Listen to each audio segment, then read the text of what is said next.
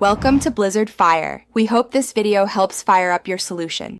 In this video, I will explain how to make perfect quinoa, a healthy and versatile grain. We'll start with the essential first step, rinsing. This simple action removes any natural bitterness, ensuring your quinoa tastes clean and delicious. Just place it in a fine mesh sieve and rinse under cold running water for about 30 seconds. Next, let's get the cooking ratio right. For every 1 cup of quinoa, you'll need 2 cups of water or vegetable broth. Adding a small pinch of salt will really bring out its natural flavors. Once combined, bring this mixture to a strong, rolling boil over medium-high heat on your stovetop. Hey everyone, if you're finding these tips helpful, please hit that like button and subscribe for more great recipes. Quick recommendation: make your meal prep a breeze with these fantastic leak-proof containers.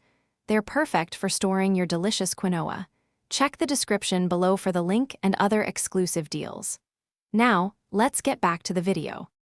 After it reaches a boil, reduce the heat to low, cover the pot tightly, and let it simmer for about 15 minutes or until all the water is absorbed.